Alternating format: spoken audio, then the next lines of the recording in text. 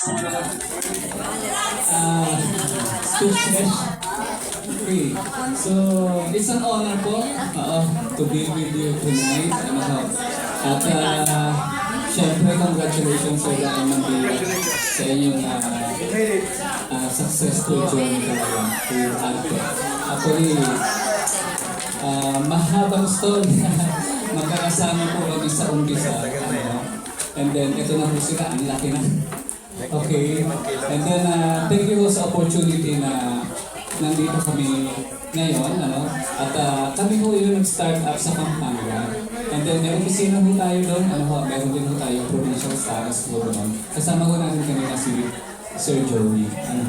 Sa mga baguhan na nandito po ngayon, kagaya po yung sabi ni Sir Rosera kanina, aralin po natin yung ating produkto.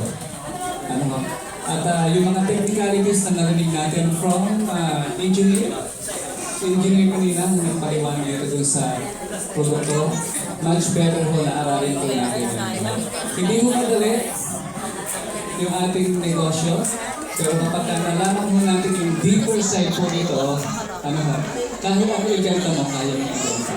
Huwag yung asawa nyo yung produkto natin, yung adset po natin, And then, magtutuwa ho tayo kasi nung kami ay nag-i-start pa lang dito, wala ho kami mga trainings na ginagawa.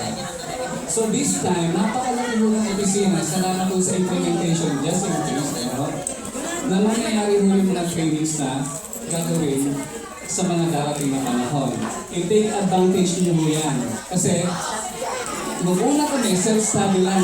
Pero ngayon, dahil may training, mas magiging effective at successful po kayo. Kung paano mo namin nagawa, definitely, for sure, magagawa nyo rin po ito. At magkita-kita mo tayo. Yung top 1 po doon, next time kayo naman po yung top 1. So, maraming salamat.